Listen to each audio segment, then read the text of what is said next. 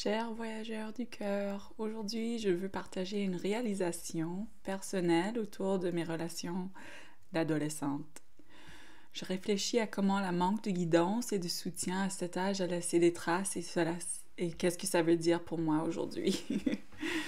Donc, je me suis rendu compte que à l'adolescence, mes amitiés étaient souvent marquées par des blessures, du rejet, un sentiment d'injustice et parfois l'absence de maturité de chacun. C'est normal. Qu'est-ce qu'on veut à cette période-là? Surtout, quand je dis normal, c'est normal parce que voilà, normal parce qu'on grandit et que même en tant qu'adulte, on va avoir des problèmes parfois dans nos relations. Mais là, quand on est ado, c'est pas normal.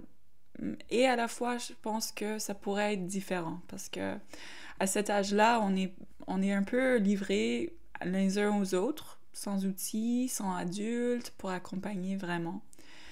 Et j'ai réalisé en fait, je pense que souvent en France, ici, j'entends les gens parler de comment il faut socialiser, il faut que les enfants rentrent en communauté, savoir vivre en collectivité et tout ça.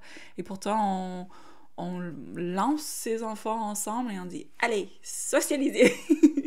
Sans vraiment de vrai accompagnement, surtout parce que je trouve qu'on sur-socialise les enfants finalement, entre eux, alors qu'ils n'ont pas vraiment appris à se construire eux-mêmes ou à avoir des relations saines.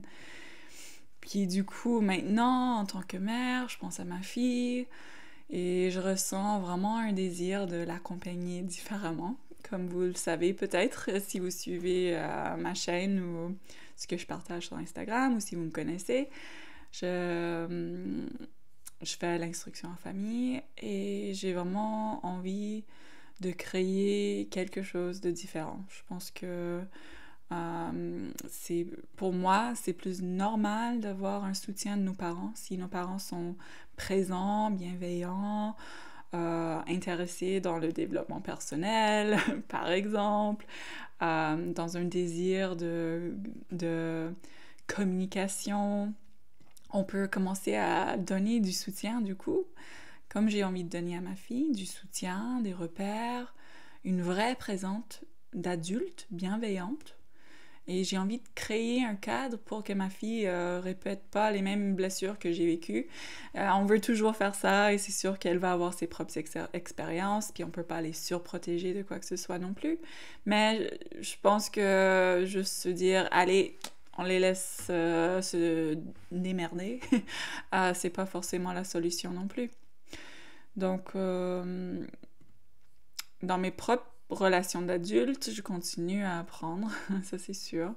Ça m'enseigne l'importance de cultiver des liens conscients, des liens qui soutiennent vraiment et des liens choisis surtout. Parce que ce que j'ai été forcée à voir, c'est que voilà, des fois, on n'a pas le choix d'être avec certaines personnes ou c'est ce qu'on croit.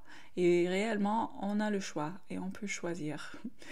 Donc, quand je regarde ces expériences d'ado, d'adulte, ce que j'ai envie de créer pour ma fille, je vois en fait comment notre manière d'avoir des relations, c'est vraiment lié à nos premières relations fondamentales avec nos parents. Donc, je réfléchis à ce que j'ai connu avec mes parents. Je réfléchis à ce que j'ai reçu de mes parents en tant que modèle. Et quand je fais le lien de tout ça avec les constellations familiales, on revient toujours à cette base-là, que comprendre que nos modèles d'amitié et d'amour trouvent racine dans ces premiers liens. Ça me donne envie de faire très attention à ce que je crée, à ce que je crée dans ma famille et à ce que je continue à créer pour moi-même et voilà, pour ma descendance, pour ma fille. Donc, je vous invite cette semaine à revisiter votre propre histoire relationnelle à la lumière de tout ce qui a été évoqué ici et observer les schémas qui traversent vos relations. retourner à la base de tout ça, d'où ça vient, ce que vous avez connu, ce que vous transmettez maintenant. C'est ce que je voulais partager aujourd'hui. Donc, juste un rappel que ces vidéos sont un espace de partage et d'expression, une archive créative pour semer des pistes de réflexion et de guérison. Je partage mon vécu et je vous invite à réfléchir.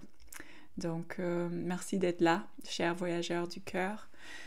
Prenez un petit instant maintenant pour connecter avec votre cœur et vous demander comment vos premières amitiés ont-elles marqué vos relations aujourd'hui?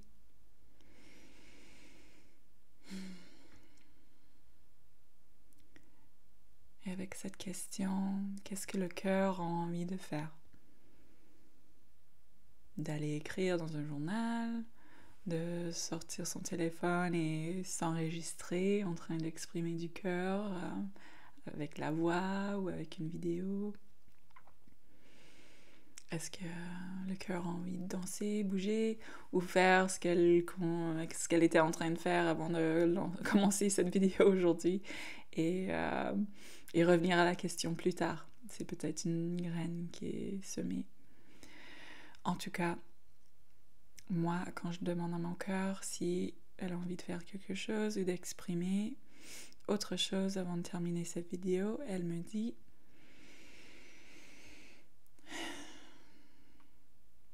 merci, tout simplement, tout a été dit.